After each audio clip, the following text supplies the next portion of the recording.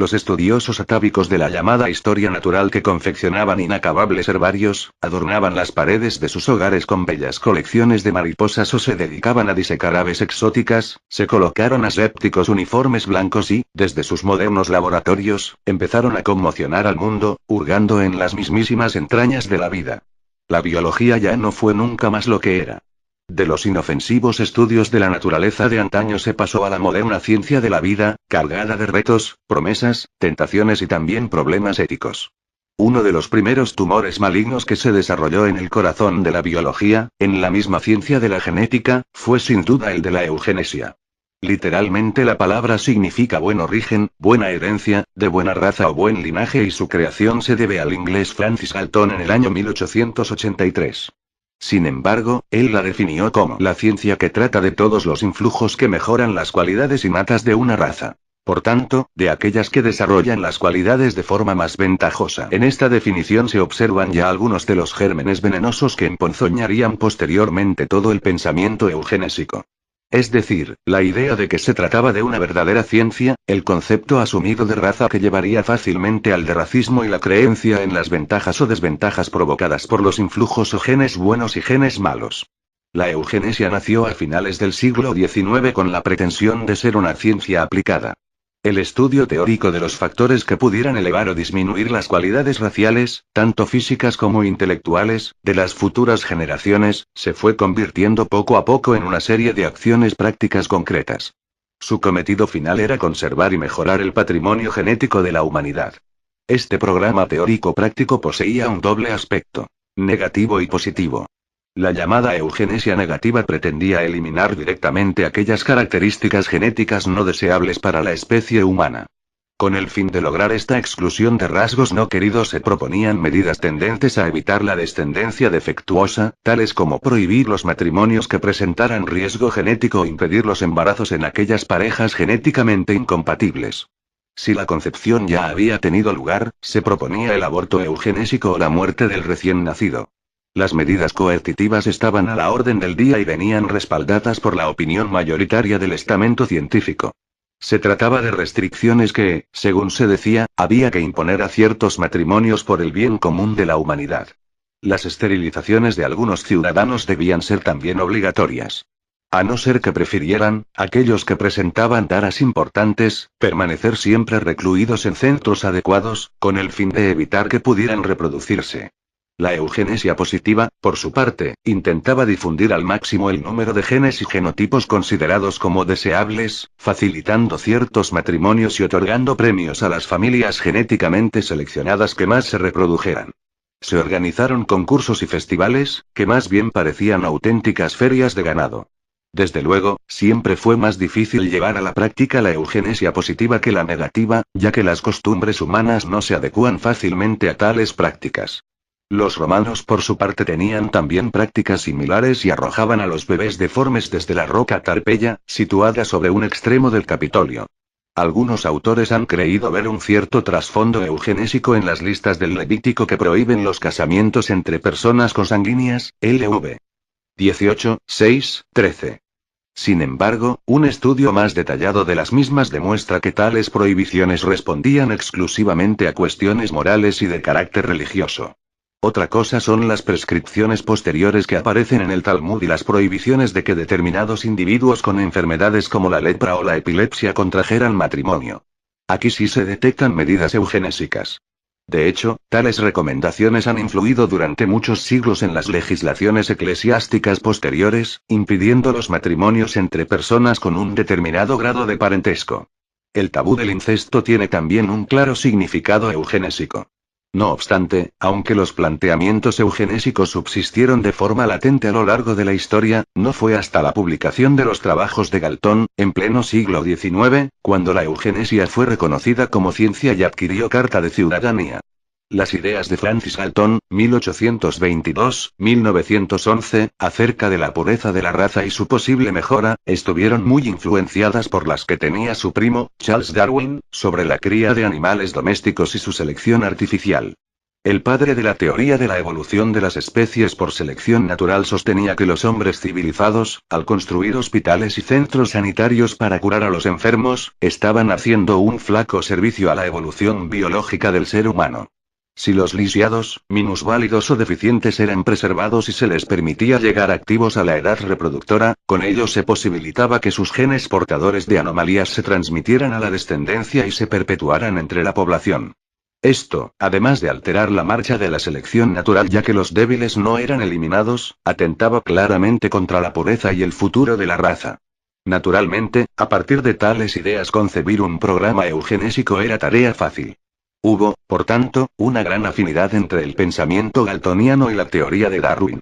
Una de las evidencias de esta relación se muestra en que los principales científicos eugenistas fueron también fervientes partidarios del darwinismo.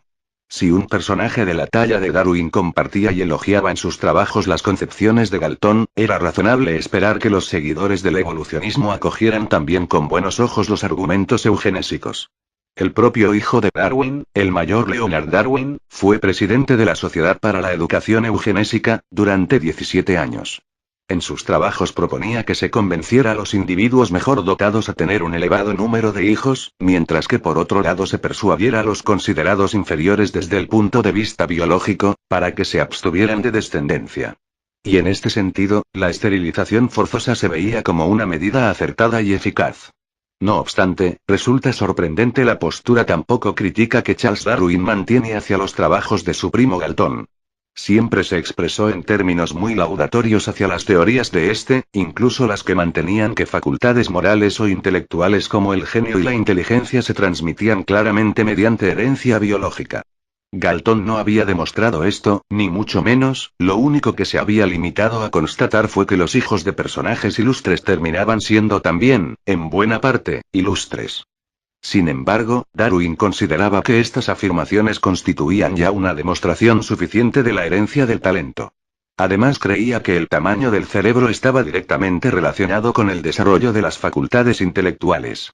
Si bien es verdad que Darwin reconoció que la no eliminación de los individuos débiles podría tener consecuencias negativas y conduciría a la degeneración de la humanidad, la puesta en práctica de las medidas eugenésicas le pareció un proyecto utópico que resultaba inviable desde el punto de vista moral. Despreciar intencionadamente a los débiles y desamparados, acaso pudiera resultar un bien contingente, pero los daños que resultarían son más ciertos y muy considerables.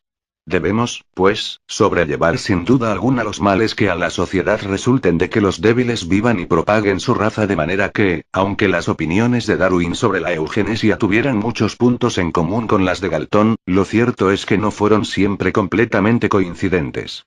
Esto no significa que muchos de sus seguidores, los darwinistas que militaron en movimientos eugenésicos, no asumieran todas las ideas galtonianas y las llevaran después a la práctica, incluso hasta derroteros que ni el propio Galton hubiera jamás soñado. Desde luego las ideas de Galton tenían más de ideología religiosa que de verdadera ciencia. En la mayor parte de sus obras, tales como Hereditary Talent and Characters, 1865. Hereditary Genius, 1869. Englishmen of Science, Their Nature and Nurture, 1874. Inquiries into Human Faculty and its Development, 1883. Natural Inheritance, 1889, y Essays in Eugenics, 1908, Galton consideró la eugenesia como una verdadera religión, en el sentido de que este convencimiento por mejorar la especie humana era algo tan noble que debía dar lugar a un entusiasmo y casi a un fervor de carácter religioso. Si se asumían como científicas las ideas de que las facultades mentales se transmiten de forma rígida a la descendencia y que existen razas superiores y razas inferiores desde el punto de vista intelectual, moral e incluso social, ¿por qué no asumir la obligación de difundir tal credo y luchar por instaurar una política de eliminación del mal, encarnado en forma de taras hereditarias? La creencia de Galton acerca de que el talento se hereda a partir del de los padres, que constituyó siempre el motivo principal de sus investigaciones estadísticas, nunca pudo ser confirmada, pero la mantuvo a lo largo de la vida como un acto de fe personal, una convicción a priorística indemostrable. Estaba convencido de que sus concepciones eran de vital importancia para Inglaterra. Galton era leal a la reina Victoria y como buen ciudadano deseaba ver aumentado el poder del imperio inglés. Había viajado mucho y de las múltiples experiencias vividas llegó a la conclusión de la existencia de razas superiores e inferiores. En su mente se había elaborado lentamente una jerarquía de tales razas. Los negros estaban situados varios peldaños por debajo de los blancos, mientras que entre los europeos los ingleses figuraban a la cabeza y de entre ellos, los buenos industriales, los hombres de ciencia, los religiosos, militares, banqueros y estadistas constituían la flor y nata de la especie humana. El problema era que tales personajes superiores resultaban ser poco fecundos, justo al revés que los representantes de las clases inferiores. Había, por tanto, que cambiar las cosas. Era menester invertir la tendencia. De ahí que Galton se propusiera fomentar la supervivencia y el desarrollo de las castas altas e impedir la reproducción de los mediocres, a quienes habría que considerar como auténticos enemigos del Estado y tratar sin piedad. Le reprochaba a la Iglesia que frenara la reproducción de los mejor dotados intelectualmente, impidiendo a los clérigos que contrajeran matrimonio y tuvieran hijos. Galton estaba convencido de que en el futuro las religiones tradicionales desaparecerían para dejar paso a la eugenesia, que se convertiría así en el principal dogma científico religioso de la humanidad. En líneas generales suele hablarse de darwinismo social para referirse a cualquier aplicación de las ideas evolutivas de Darwin a las sociedades humanas. Desde esta perspectiva la eugenesia es una forma de darwinismo social ya que pretende llevar a la práctica en las personas, la misma acción que la selección natural ejerce sobre la naturaleza. Es decir, la eliminación de los débiles. Herbert Spencer, 1820-1903, fue un sociólogo inglés, contemporáneo de Galton y Darwin, convencido de que las sociedades humanas progresaban gracias a las fuerzas evolutivas. Su filosofía consistió en defender la lógica del laissez-faire capitalista, o sea que las leyes evolutivas tenían que desplegarse libremente en la sociedad para que el desarrollo social y el progreso económico se hiciera efectivo. La competición entre individuos y clases era siempre buena ya que gracias a esta lucha por la supervivencia, prosperaban los mejores. Por eso su ideología fue liberal y consistió en no poner trabas a tal confrontación. Spencer se opuso a que el Estado ayudase económicamente a los pobres ya que cualquier intento por erradicar la miseria en el presente supondría, según él, más miseria para el futuro. No obstante, entre el darwinismo social y la eugenesia hay una importante diferencia. El primero preconiza el liberalismo económico, afirma que la competición es buena y propone, por tanto, la no intervención en los procesos sociales. Sin embargo, la eugenesia predica el establecimiento de un sistema autoritario y policíaco que intervenga directamente sobre los individuos para impedir que los genes defectuosos puedan propagarse entre la población. Uno de los principales errores eugénicos fue considerar, en base a las creencias del darwinismo social, que los pueblos o las sociedades menos desarrolladas económicamente eran también aquellas que poseían factores genéticos deficientes. Se suponía así que si no habían progresado era debido a que portaban múltiples taras genéticas.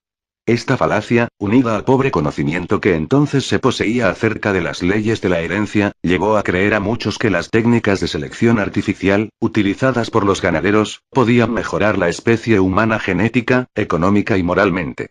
El darwinismo social ejerció una importante influencia durante buena parte del siglo XX e incluso volvió a resurgir en movimientos como la sociobiología, aunque en la actualidad ha perdido prácticamente toda su vigencia. Las políticas neoliberales hoy en boga, no suelen defenderse desde puntos de vista darwinianos, sino desde planteamientos económicos que ya no se fundamentan en la selección natural de Darwin. Otro de los principios asumidos por el pensamiento eugenésico de Galton fue el de la heredabilidad de la capacidad intelectual. Es decir, la creencia de que la inteligencia era algo innato en las personas y que únicamente dependía de la transmisión biológica de padres a hijos.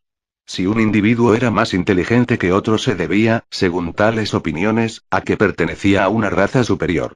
En realidad, la idea de que el talento o el coeficiente de inteligencia es hereditario continúa teniendo sus defensores en la actualidad, como puede comprobarse en publicaciones como The Bell Curve, de Ernstein y Murray, obra aparecida en los Estados Unidos.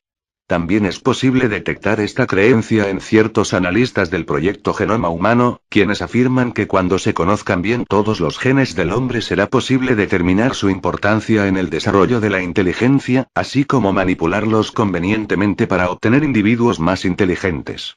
Uno de los primeros contratiempos sufridos por la teoría eugenésica fue el ocurrido con motivo de los test de inteligencia elaborados por psicólogos eugenistas del ejército estadounidense. Tales pruebas fueron realizadas a todos los soldados durante el año 1912 y lo que se pretendía con ellas era medir el grado de inferioridad biológica que presentaban ciertos individuos, para determinar así quiénes habían de ser esterilizados. Se examinó a un total de 1.726.000 reclutas y se descubrió con estupor que cerca de la mitad tenían que ser clasificados como débiles mentales. Las consecuencias fueron desastrosas para la credibilidad de la eugenesia y sobre todo de los test en cuestión porque o bien la mitad de la población norteamericana era mentalmente incompetente, o las pruebas selectivas estaban equivocadas. Pero lo que resultó aún más embarazoso fue la comparación de las soluciones entre los estados del norte y los del sur. En 5 estados del norte, los soldados negros obtuvieron mejores notas que los blancos pertenecientes a 8 estados del sur. La única conclusión lógica que podía sacarse de tales resultados, según los criterios de la eugenesia, era que los negros del norte debían ser genéticamente superiores a los blancos del sur, cosa que los eugenistas no podían de ninguna manera admitir, o bien que el medio ambiente en el que se habían educado estos jóvenes era la causa determinante de su nivel de inteligencia. El fracaso de tales exámenes planteó una vez más la controversia acerca de la heredabilidad del talento. La discusión se centraba en torno al papel que jugaban los genes y el ambiente en el desarrollo del intelecto.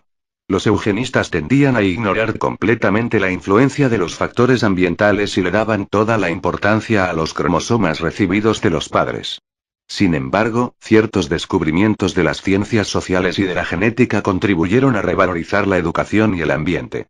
Nuevas investigaciones en psicología de la educación durante la primera infancia demostraron correlaciones importantes entre el comportamiento delictivo de algunas personas y la influencia del ambiente en el que se habían criado, su estatus económico, social y cultural.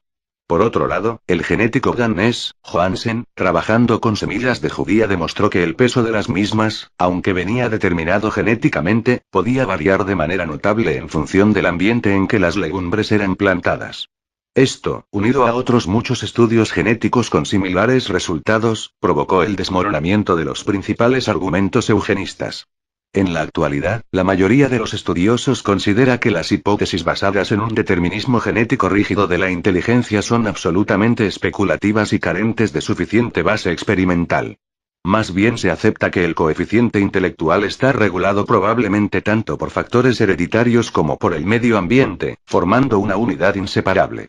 La destreza humana para hablar un determinado idioma, por ejemplo, depende tanto de los genes como de los factores ambientales. Los genes influyen en la capacidad para adquirir un lenguaje, pero es el entorno familiar del niño, la escuela y las relaciones sociales lo que despierta y desarrolla más o menos su habilidad para el aprendizaje de la lengua. De manera que un esquimal recién nacido, traído a España y educado aquí, aprenderá español y lo hablará como cualquier otro niño nativo de su edad.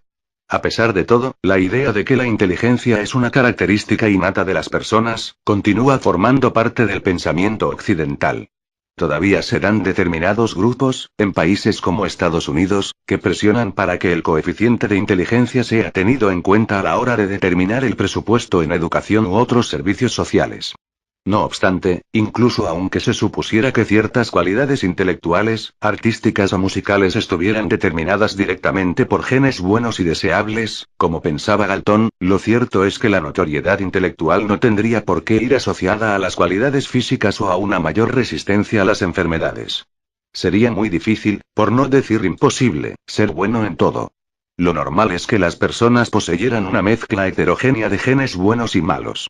De manera que individuos que seguramente serían seleccionados, según los criterios eugenésicos, por su nivel intelectual, podrían no serlo si se tuviera en cuenta otros factores, como la salud o la posibilidad de contraer cualquier dolencia.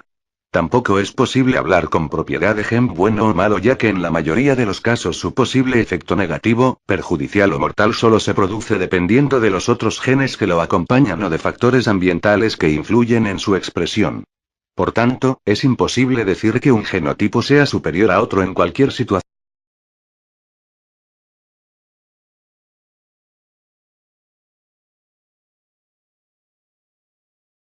Débiles vivan y propaguen su raza, de manera que, aunque las opiniones de Darwin sobre la eugenesia tuvieran muchos puntos en común con las de Galton, lo cierto es que no fueron siempre completamente coincidentes.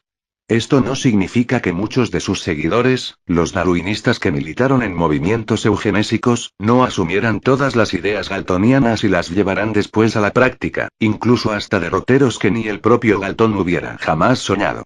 Desde luego las ideas de Galton tenían más de ideología religiosa que de verdadera ciencia. En la mayor parte de sus obras, tales como Hereditary Talent and Characters, 1865. Hereditary Genius, 1869. Englishmen of Science, Their Nature and Nurture, 1874. Inquiries into Human Faculty and its Development, 1883. Natural Inheritance, 1889, y Essays in Eugenics, 1908, Galton consideró la eugenesia como una verdadera religión, en el sentido de que este convencimiento por mejorar la especie humana era algo tan noble que debía dar lugar a un entusiasmo y casi a un fervor de carácter religioso.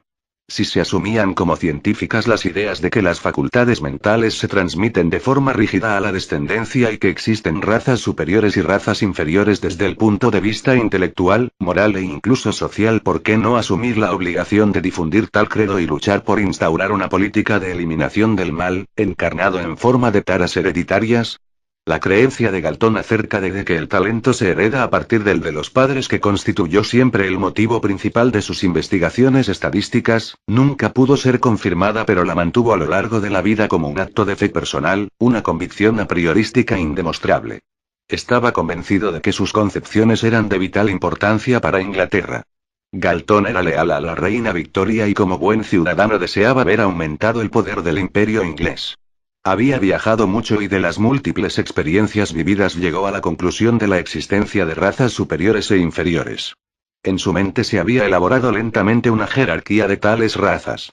Los negros estaban situados varios peldaños por debajo de los blancos, mientras que entre los europeos los ingleses figuraban a la cabeza, y de entre ellos, los buenos industriales, los hombres de ciencia, los religiosos, militares, banqueros y estadistas constituían la flor y nata de la especie humana. El problema era que tales personajes superiores resultaban ser poco fecundos, justo al revés que los representantes de las clases inferiores. Había, por tanto, que cambiar las cosas. Era menester invertir la tendencia. De ahí que Galton se propusiera fomentar la supervivencia y el desarrollo de las castas altas e impedir la reproducción de los mediocres, a quienes habría que considerar como auténticos enemigos del Estado y tratar sin piedad. Le reprochaba a la Iglesia que frenara la reproducción de los mejor dotados intelectualmente. 1903, fue un sociólogo inglés, contemporáneo de Galton y Darwin, convencido de que las sociedades humanas progresaban gracias a las fuerzas evolutivas. Su filosofía consistió en defender la lógica del laissez-faire capitalista, o sea que las leyes evolutivas tenían que desplegarse libremente en la sociedad para que el desarrollo social y el progreso económico se hiciera efectivo. La competición entre individuos y clases era siempre buena, ya que gracias a esta lucha por la supervivencia, prosperaban los mejores.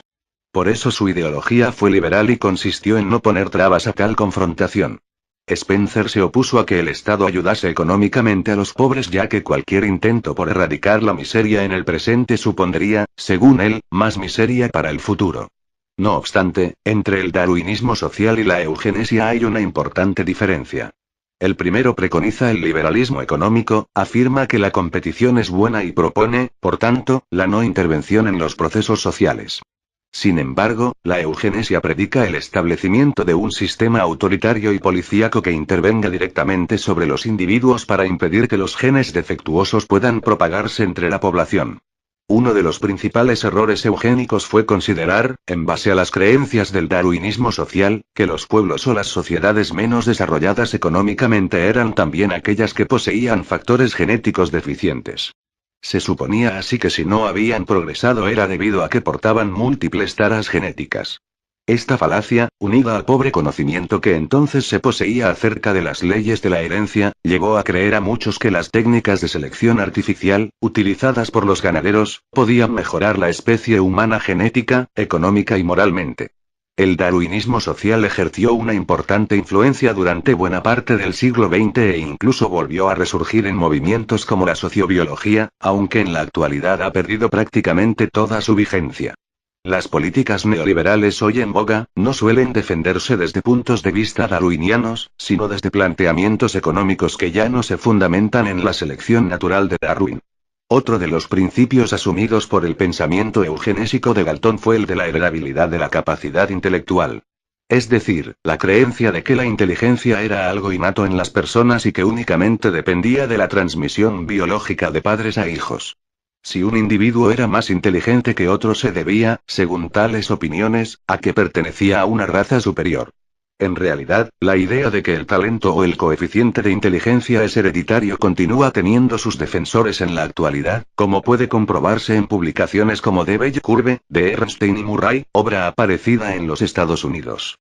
También es posible detectar esta creencia en ciertos analistas del proyecto Genoma Humano, quienes afirman que cuando se conozcan bien todos los genes del hombre será posible determinar su importancia. Tenían que desplegarse libremente en la sociedad para que el desarrollo social y el progreso económico se hiciera efectivo. La competición entre individuos y clases era siempre buena ya que gracias a esta lucha por la supervivencia, prosperaban los mejores. Por eso su ideología fue liberal y consistió en no poner trabas a tal confrontación. Spencer se opuso a que el Estado ayudase económicamente a los pobres ya que cualquier intento por erradicar la miseria en el presente supondría, según él, más miseria para el futuro. No obstante, entre el darwinismo social y la eugenesia hay una importante diferencia. El primero preconiza el liberalismo económico, afirma que la competición es buena y propone, por tanto, la no intervención en los procesos sociales. Sin embargo, la eugenesia predica el establecimiento de un sistema autoritario y policíaco que intervenga directamente sobre los individuos para impedir que los genes defectuosos puedan propagarse entre la población. Uno de los principales errores eugénicos fue considerar, en base a las creencias del darwinismo social, que los pueblos o las sociedades menos desarrolladas económicamente eran también aquellas que poseían factores genéticos deficientes. Se suponía así que si no habían progresado era debido a que portaban múltiples taras genéticas. Esta falacia, unida al pobre conocimiento que entonces se poseía acerca de las leyes de la herencia, llevó a creer a muchos que las técnicas de selección artificial, utilizadas por los ganaderos, podían mejorar la especie humana genética, económica y moralmente. El darwinismo social ejerció una importante influencia durante buena parte del siglo XX e incluso volvió a resurgir en movimientos como la sociobiología, aunque en la actualidad ha perdido prácticamente toda su vigencia. Las políticas neoliberales hoy en boga, no suelen defenderse desde puntos de vista darwinianos, sino desde planteamientos económicos que ya no se fundamentan en la selección natural de Darwin. Otro de los principios asumidos por el pensamiento eugenésico de Galton fue el de la heredabilidad de la capacidad intelectual. Es decir, la creencia de que la inteligencia era algo innato en las personas y que únicamente dependía de la transmisión biológica de padres a hijos. Si un individuo era más inteligente que otro se debía, según tales opiniones, a que pertenecía a una raza superior.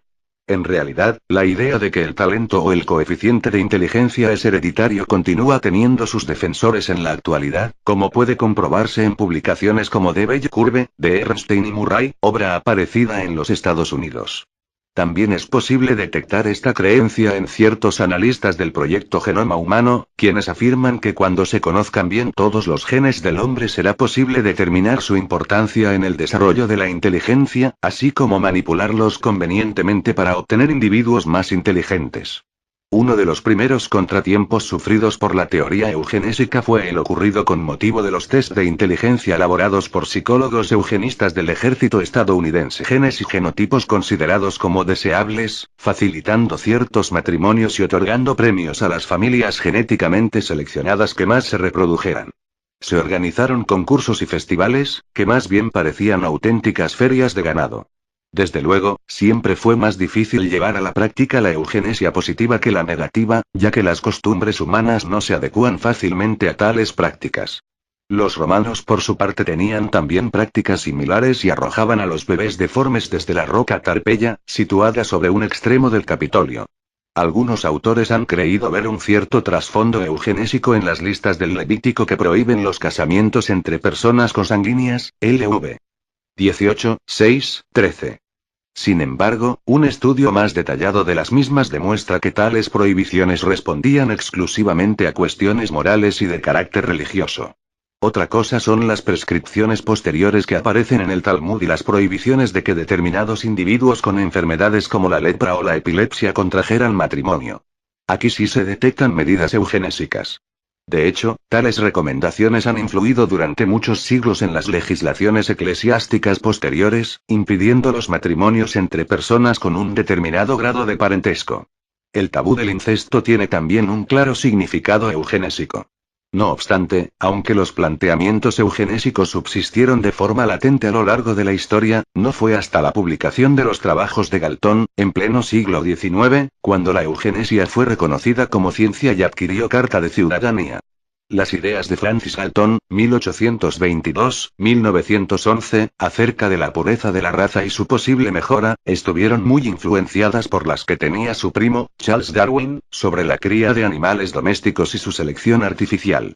El padre de la teoría de la evolución de las especies por selección natural sostenía que los hombres civilizados, al construir hospitales y centros sanitarios para curar a los enfermos, estaban haciendo un flaco servicio a la evolución biológica del ser humano.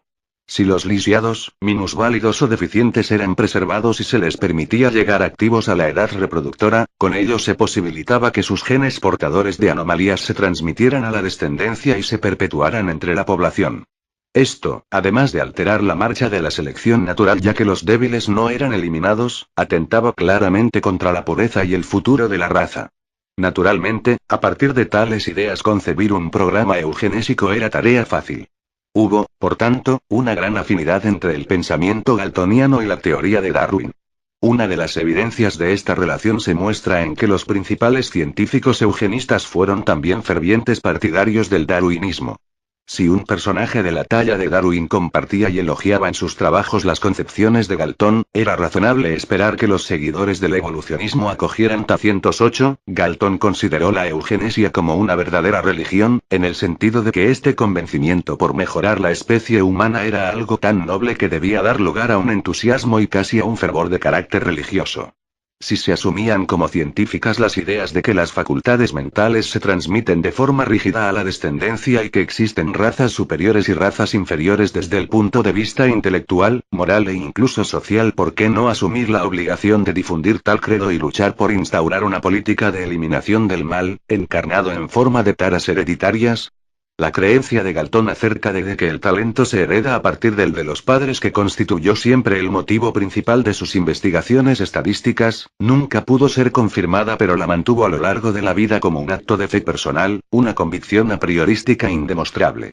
Estaba convencido de que sus concepciones eran de vital importancia para Inglaterra.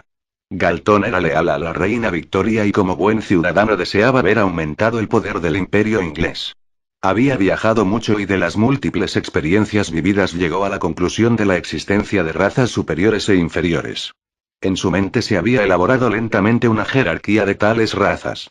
Los negros estaban situados varios peldaños por debajo de los blancos, mientras que entre los europeos los ingleses figuraban a la cabeza y de entre ellos, los buenos industriales, los hombres de ciencia, los religiosos, militares, banqueros y estadistas constituían la flor innata de la especie humana.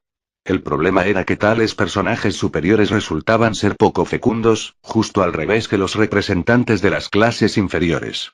Había, por tanto, que cambiar las cosas.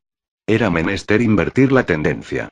De ahí que Galton se propusiera fomentar la supervivencia y el desarrollo de las castas altas e impedir la reproducción de los mediocres, a quienes habría que considerar como auténticos enemigos del Estado y tratar sin piedad. Le reprochaba a la Iglesia que frenara la reproducción de los mejor dotados intelectualmente, impidiendo a los clérigos que contrajeran matrimonio y tuvieran hijos. Galton estaba convencido de que en el futuro las religiones tradicionales desaparecerían para dejar paso a la eugenesia, que se convertiría así en el principal dogma científico religioso de la humanidad. En líneas generales suele hablarse de darwinismo social para referirse a cualquier aplicación de las ideas evolutivas de Darwin a las sociedades humanas. Desde esta perspectiva, la eugenesia es una forma de darwinismo social, ya que pretende llevar a la práctica en las personas la misma acción que la selección natural ejerce sobre la naturaleza. Es decir, la eliminación de los débiles. Herbert Spencer, 1820-1903, fue un sociólogo inglés, contemporáneo de Galton y Darwin, convencido de que las sociedades humanas progresaban gracias a las fuerzas evolutivas. Su filosofía consistió en defender la lógica del laissez-faire capitalista, o sea que las leyes evolutivas tenían que desplegar